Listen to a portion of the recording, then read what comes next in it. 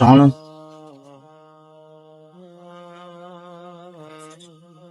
Men so'ragan narsa. Rahmat kattakon.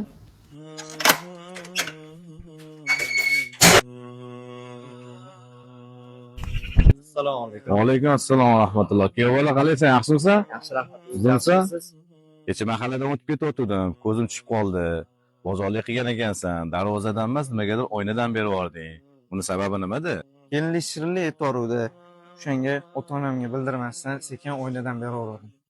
Bildirmasdan degan. Ota-onadan hech qachon bekitmagan.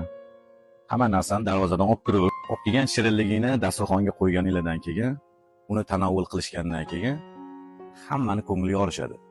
Ayniqsa ota-onani. Shunda bitta chiroyli duo qilishadi haqqiylik. Ota-onaga o'zi ko'p narsa kerak emas. Ota-onaga faqatgina e'tibor kerak. Hozir qilgan ishingni ota-onanglar ko'p qolsalar, dillari ranjib qolishi mumkin. Ota-onamiz bizning jannatimiz. Ota-onani rozi qilsak, Allohni rozi qilishimiz oson bo'lar ekan. Nima qilib bo'lsang, ularning duolarini olgin. Xudo xolisa kam bo'lmaysan. Ikki dunyo kam bo'lmaysan. Ishonib, umringga, rizqingga Alloh baraka berishi ota-onani rozi qilishda bo'ladi, xudo xolisa. Taning sog' bo'lsin, hech qachon kasal bo'lmagan.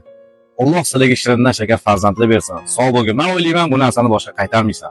Ota-ona sizni qanchalik yaxshi ko'rishligini faqat ota-ona bo'lganda bilasiz.